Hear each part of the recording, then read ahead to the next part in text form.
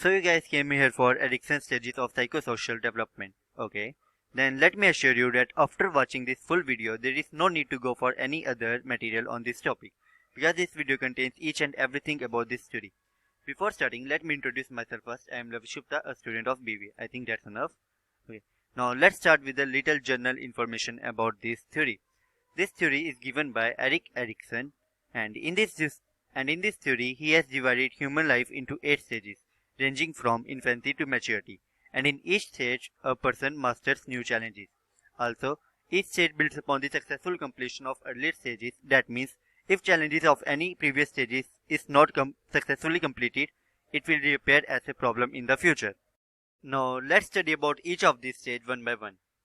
Starting with first stage, this stage is called infancy and ranges from approximately 0 to 18 months. Before explaining anything about this stage, you should know that each stage has 2 possible outcomes, and those outcomes in this stage are basic trust versus basic mistrust. After completion of this stage, either children will learn to trust others or will develop a sense of mistrust.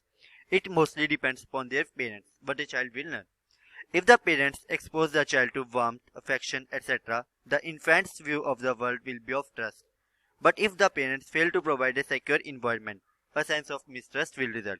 That means successful completion of this stage will enable the child to trust the world, whereas child will become unsecure and mistrustful due to unsuccessful completion of this stage. Now let's move to next stage. This is the second stage and is known as early childhood. It ranges from 18 months to 3 years.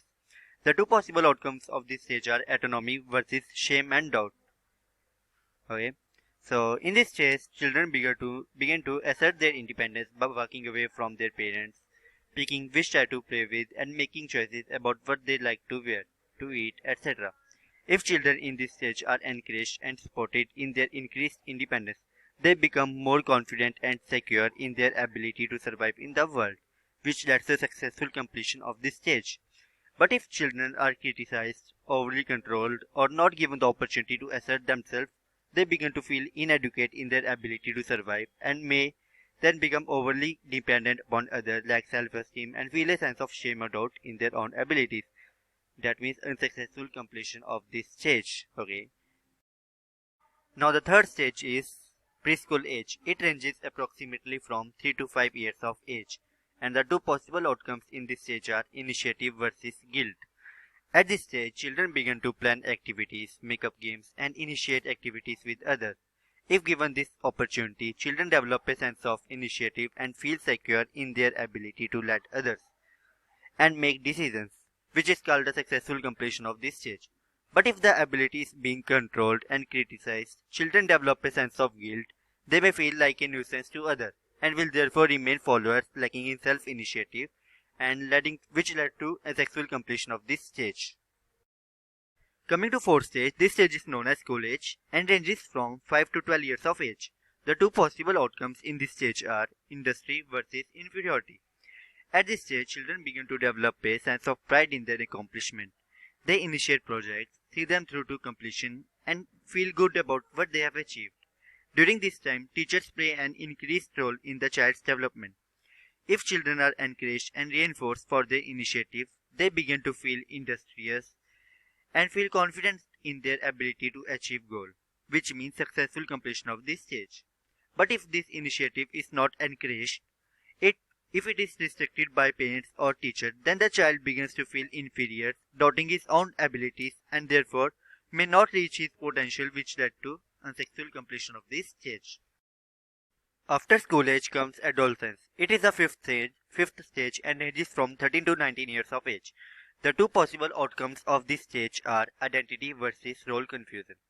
At this stage, children are becoming more independent and begin to look at the future in terms of career, relationship, families, housing, etc. During this period, they explore possibilities and begin to form their own identity based upon the outcome of their exploration. And knowing who they are and what they want to be refers to the successful completion of this stage. Thus, this sense of who they are can be hindered, which results in a sense of confusion about themselves and their role in the world. And the confusion as "I don't know what I want to be when I grow up" refers to the unsuccessful completion of this stage. Next stage is early adulthood. It is the sixth stage and ranges from 20 to 39 years of age. The two possible outcomes in this stage are intimacy versus isolation. At young adulthood, we begin to share ourselves more intimately with others. We explore relationships leading towards longer-term commitment with someone other than a family member. Successful completion can lead to comfortable relationship and a sense of commitment, safety, and care within a relationship. Avoiding intimacy, fearing commitment, and relationship can lead to isolation, loneliness, and sometimes depression. That means unsuccessful completion of this stage. Now the seventh and second last stage is adulthood, which comes after young adulthood or early adulthood. It ranges from 40 to 65 years of age. The two possible outcomes in this stage are generativity versus stagnation. During middle adulthood or adulthood, we establish our careers, settle down within a relationship, begin our own families, and develop a sense of being a part of the bigger picture. We give back to society through raising our children, being productive at work, and becoming involved in community activities and organization, which is known as successful completion of this stage. By failing to achieve these objectives or because of unsuccessful completion of this objective, we become stagnant and feel unproductive.